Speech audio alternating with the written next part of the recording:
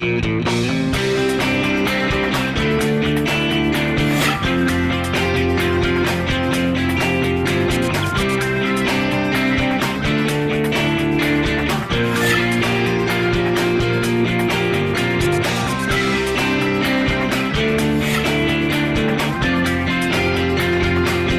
I'm Kristen Oaks-White. And I'm Avery Davidson. Thank you for joining us for This Week in Louisiana Agriculture, the only TV show bringing Louisiana farmers and consumers together every week. Well, farmers and ranchers across Louisiana are dealing with a third straight week with rain. Some of the storms have been quite severe. As all of the floodwaters leave neighborhoods in northeast Louisiana, it's flowing downstream into farmers' fields.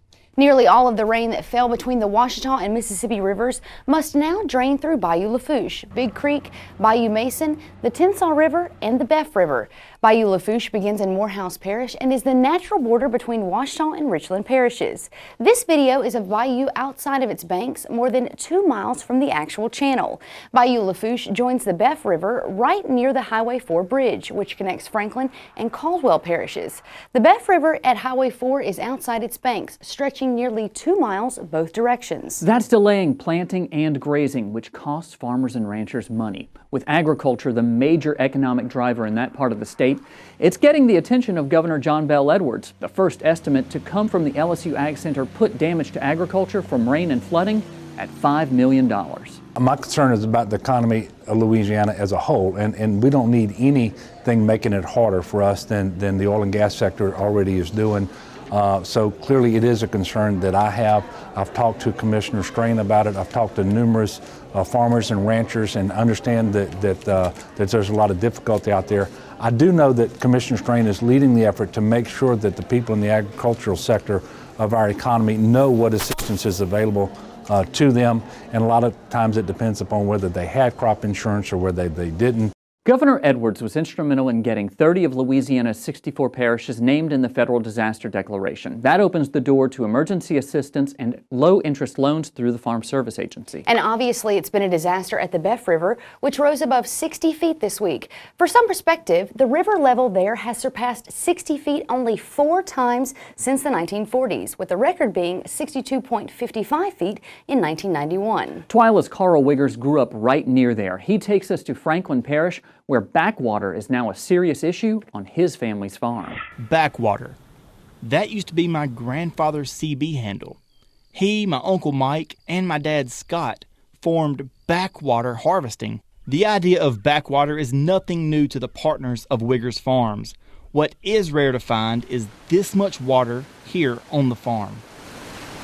You look out here, it looks like it's not a whole lot of water. We're sitting on a turn row, but it actually falls off about 4 foot right here. And there's about, as you can see, you can barely see the top strand of this fence right here. Drew Wiggers is a partner on the farm where we both grew up. As a partner, he shares the weight of the management decisions that are ahead. With around 1,500 acres planted and hundreds of those acres already underwater, those decisions are as difficult as ever. A track hoe was on the farm the very next morning building this small levee, keeping water from flowing backwards from creeks and bayous onto their cornfields. Today, you see behind me, we had to build this levee. What we're doing is taking this large relift pump and getting all the water off this field over here. We're gonna have to get some water off of this field and put it on this one, but it's gonna save the acreage on the other side of the road. That field across the road was planted just before the rain began in early March. As you can tell, the water went almost up to the top of the ridge there and set so long that it killed the corn. So 3 weeks later, we had to come back and replant it, and now we're looking at backwater flooding into it again. But what about the water that can't be pumped away? Drew says they'll have to get creative with that acreage. What we're looking to do, Carl, is something we've never done before and hope to never do again, but is actually planting pieces of fields to soybeans and have corn and beans on the same rows. Drew doesn't expect to plant some parts of these fields until May. As you can tell, this center pivot right here behind us, at the very end, the last 2 towers, you can't even see the tires. The water's so high, and those tires are about this high on me. Even with backwater covering this young corn, Drew has faith that they will still have time to grow a crop on all of their fields. As long as we don't get too many, more big rains in the next several weeks, we should start seeing the water start to go down. Unfortunately for my family and many other farmers in northeast Louisiana, this backwater rising is only part of their battle. Around 2 inches of rain fell overnight, only hours after filming this story. With more rain in the forecast and nowhere for that water to go, farmers all across northeast Louisiana have a long, wet road ahead of them. And Kristen, Avery, only a few hours is what I said, and it literally came a flood, and 3 times the water that was already on that field came back and filled that road and actually covered the roads. It was a lot of water. And your dad had been pumping out all that water. I know he's got to be fit to be tied right now. I mean, I could just hear Scott Wiggers mumbling certain words whenever he sees the forecast and the rain coming down right now. Yeah, he actually, when I called him, talked to him earlier today, he was getting ready for a nap because he's got to work the evening shift on the tractor running the pump, keeping that water moving. And for so many people who don't understand that, you think, oh, that's just one more thing for them to do to pump water out. What do I care? That costs money that goes into the input of the food cost that you have to pay at the end of the day. So it's another cost for farmers. For sure. Well, thank you very much, Carl Wiggers. In the other corner of the state, ranchers along the Red River are still waiting for floodwaters to recede and grass to grow where the land is now dry. It's there where we see the Louisiana Farm Bureau's hay clearinghouse helping ranchers who will need hay for at least the next 30 days to keep their herds healthy.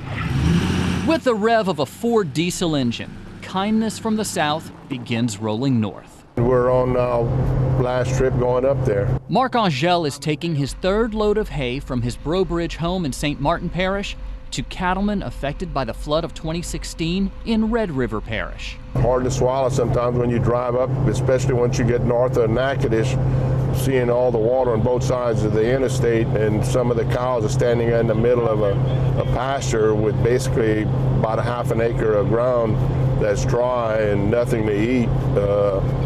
That kind of makes you decide that these people need help, and yes, some of the farmers probably will not make it after this water clears up. Through the Louisiana Farm Bureau's hay clearinghouse, Angel donated 154 bales of hay. 52 of those are en route on this final trip up I-49. Help them out, man. That's what it's all about. The real work begins when Angel and Red River Parish rancher Jason Anderson begin unloading all of this hay. It's here, near Lake End, just north of the city of Natchitoches on Anderson's farm, where the hay is taken off the trailer, rolled to just the right spot to stay dry, and dropped into place. We are really accessible right off of the highway, so I thought a good way to help everyone else would be to just stockpile some hay here on the farm, right here off the main road that's easily accessible to, and if they need it, they can come get it, you know, themselves, or we can get it to them, and just some to try to help. Anderson says his 200 head of cattle are fine, as are the 800 head owned by his father and brother. So like his farm, he's in a good position to help his neighbors who might have to get out of the cattle business were it not for this hay. You know, there's only so much you can do and put up with until it's just not worth it anymore. But with generosity like this, of the hay donating from all over the state, you know, that will certainly help a lot. So as the last bale of hay comes off the trailer, Angel heads back to Acadiana, thinking of the good advice that started him on the road in the first place. My father always said, if you can help somebody, help them out, because you never know when you might need to help yourself. It's great to see people coming together in a time of need. While Angel's donation is helpful, the need is now shifting away from the need for hay to the need for someone to haul that hay. Not everyone who donates hay has the time and ability to truck it up to where it's needed in North Louisiana. Carrie Martin, organizer of the Louisiana Farm Bureau Hay Clearinghouse, tells me that there are about 4,000 bales of hay available to ranchers, but no way to get it to those ranchers who need it most. That's where you can come in and help. If you have a truck and a trailer and you would be willing to haul at least one load of hay, go to our website, twilatv.org, and click on the Hay Clearinghouse link. There you can sign up to haul a load or two of hay. I know the ranchers who are struggling to feed their cattle will appreciate it. Well, the Great Flood of 2016 has impacted the bee population as well. One beekeeper in DeSoto Parish lost nearly a third of his honeybees as a direct result of flooding. As TWILA's AJ Sabine shows us, many row crop producers rely on pollination from honeybees. When more than 21 inches of rain washes away hives, those crops could be adversely impacted for several months.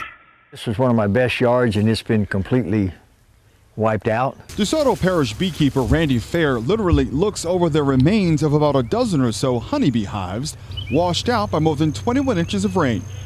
Fair shared several pictures of honeybee sites washed away by floodwater.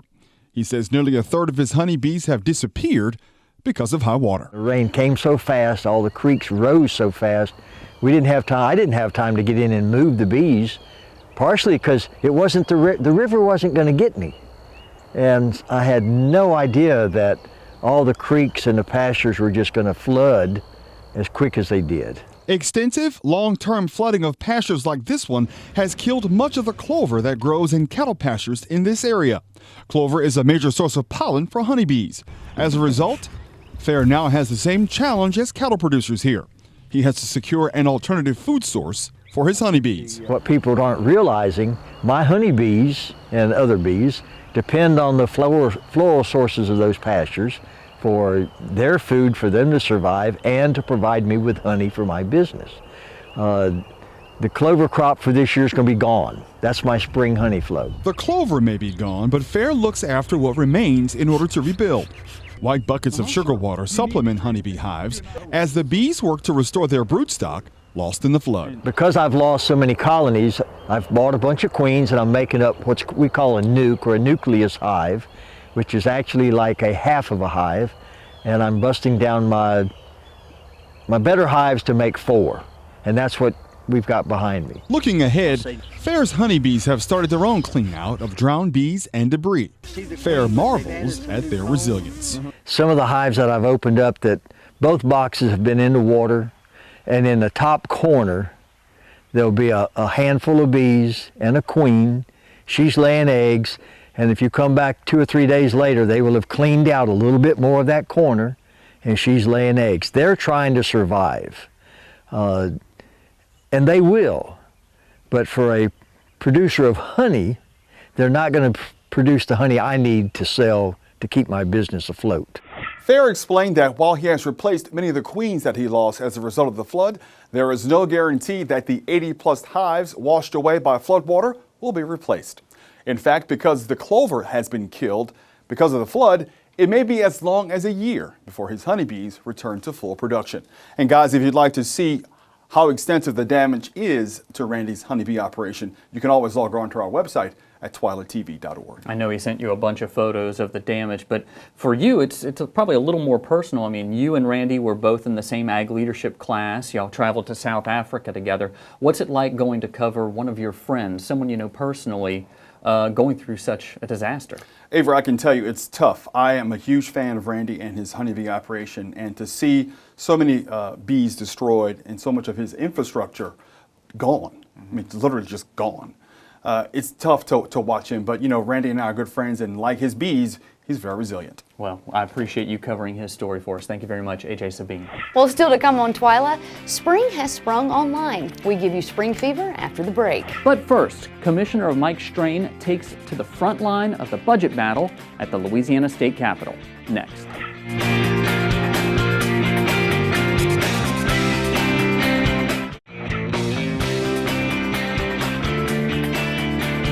The LSU Ag Center will not see any more cuts this fiscal year. Governor John Bel Edwards says the Department of Health and Hospitals will absorb the $70 million shortfall for the current fiscal year. However, there is still a $750 million budget hole for next year. That's why committees at the state capitol are looking at every tax exclusion and exemption. Commissioner of Agriculture and Forestry Dr. Mike Strain pointed out to legislators that there is no state in the union which taxes agricultural inputs, feed, seed, fertilizer, or pesticides, nor any which taxes raw agricultural products. Legislators took no action, but also heard from farmers and ranchers about how agriculture contributes nearly $13 billion a year to the state's economy. Well, in this week's Trending on TWILA segment, we take you online to see what people are talking about on social media. 3 weeks after the flood drowned much of the area in North Louisiana, people are still talking about the water online. On the Facebook group Southern Farming, many farmers with dry fields posted photos and videos of tractors running wide open as they replant their corn crops, while other farmers are busy trying to pump water off of their fields so that they can begin replanting.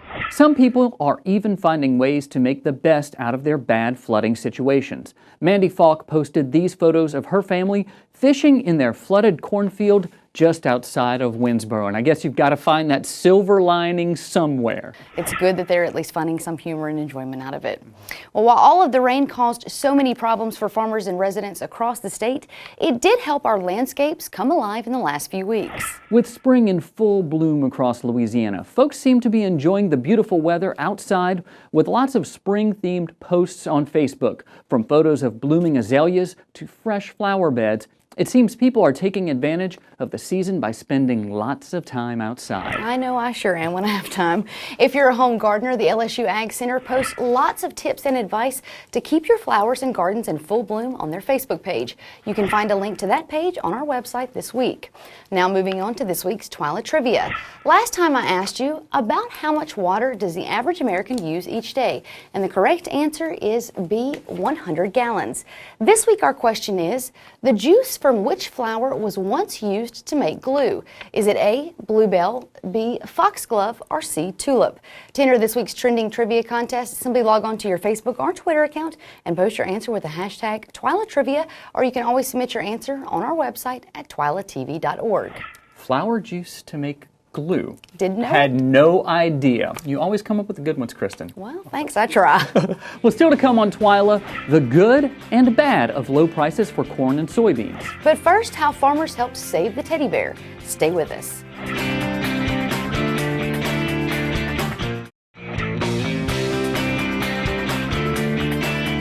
The Louisiana black bear is no longer on the endangered species list. What's amazing about that fact is that it only took 24 years for the population to rebound. With the help of the Natural Resources Conservation Service, farmers and ranchers played a major role in this success story. The United States Fish and Wildlife Service placed the Louisiana black bear on the endangered species list in 1992. A favorite of President Theodore Roosevelt, the Louisiana black bear is the source of the endearing term teddy bear. Well, as much as a child cares for his or her teddy bear, Louisiana farmers and ranchers have done the same for this creature. And as of March 10th of this year, it is no longer endangered. The habitat for the black bear really flourished, and that's really the key to the recovery. John Pete is the state resource conservationist for the Natural Resources Conservation Service. He started his career in 1991 before the listing of the black bear, and in the span of his career, saw it come off the list. Louisiana leads the nation in the Wetland Reserve Program. Not all that is in the black bear area, and not all that has been restored, but in excess of 200, I believe in excess of 250,000 are in the black bear area. And then we have the Farm Service Agency has another program that we assist with from a technical standpoint called the Conservation Reserve Program, CRP, and it also restores some of the same type of habitat. So between those two programs, we have a lot of forested wetlands back on the landscape. I love it out here. Bryant Hammett has about 150 acres in Concordia Parish in the Wetland Reserve Program. These young woods were once a soybean field that never performed well. This land abuts the 12,000-acre Bayou Coquetry National Wildlife Refuge, about 3,000 acres of CRP land, and another 1,000 acres in WRP. It's allowed me to understand more the balance that we have to protect certain species of the animals around, and the balance that we have to always reach for between the human needs and nature's needs, and how we've worked to do that. And it's been a very successful program, hence the delisting. And some of them will dry up. Hammett's friend and NRCS District Conservationist Ben Tanton says WRP and CRP saved the livelihoods of many farmers in Concordia Parish by allowing them to get money rather than losing it on marginal land. Had some bad crops, a couple of years in a row of bad crops. And it absolutely saved those properties from going under or losing them into bankruptcy or foreclosure. To learn more about the Louisiana black bear and what the NRCS can do for you, visit our website at twilatv.org. And I know a lot of people are wondering, when will hunting season be open for the Louisiana black bear? I can honestly say it's not going to be for a while. It just got off the threatened species list. Let's let them go out and mingle a little bit. Good to know. Well, next week, Louisiana Congressman Ralph Abraham will join Arkansas Congressman Rick Crawford on a trip to Cuba. Yeah, and I'll be going with them to cover it for TWILA. The two are hoping to make inroads for agriculture, most notably for rice. Abraham says the port of New Orleans is only 36 hours away from Cuba's main port, much closer than Vietnam, which is currently Cuba's main source of rice. This visit comes just 3 weeks after President Barack Obama and USDA Secretary Tom Vilsack made their historic visit to Cuba. There, Vilsack announced that U.S. checkoff programs and marketing organizations would be allowed to engage in cooperative research and information exchanges with Cuba. Obviously, there will be a lot to cover. I'll be doing daily radio reports on the Louisiana Farm Bureau Agri-News Radio Network, and I'll have comprehensive coverage on TWILA in 2 weeks. Looking forward to this trip, Kristen. It's going to be quite interesting. Can't wait to see your coverage of it. Looks like it's going to be an exciting trip. I hope it is.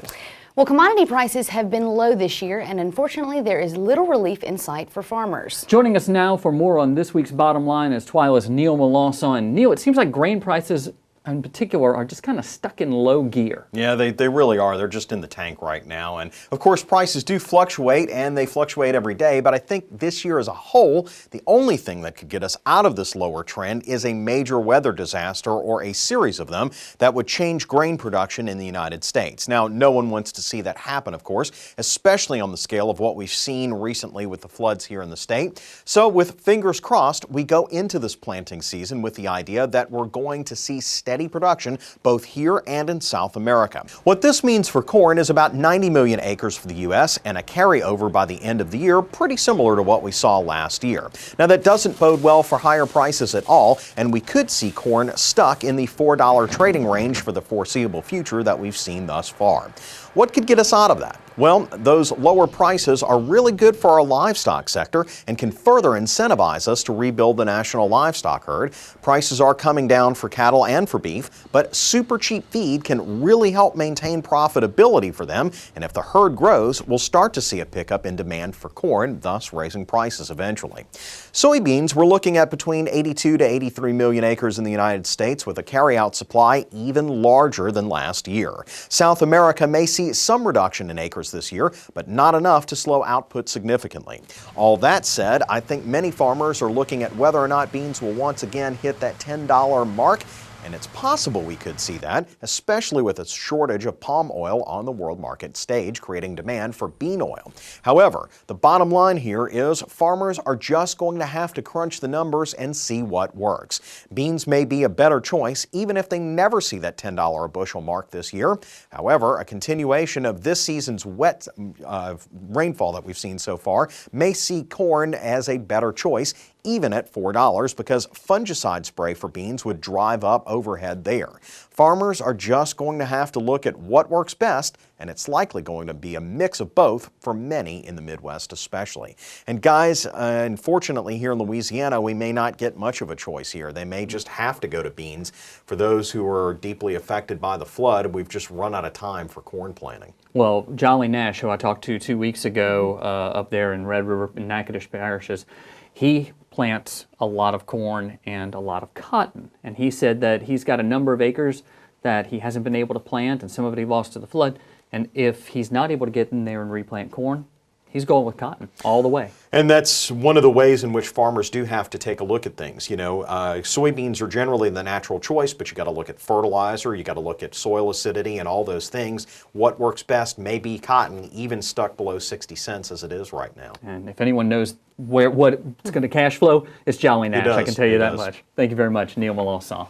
Well, that does it for this edition of TWILA. We'll bring you an encore presentation of our coverage from the Commodity Classic next week. In 2 weeks, we'll have full coverage of the Louisiana Farm Bureau Livestock Committee's beef tour and Avery's trip to Cuba. Until then, you can watch all of our stories online on our website at twilatv.org, and be sure to like us on Facebook and follow us on Instagram and Twitter.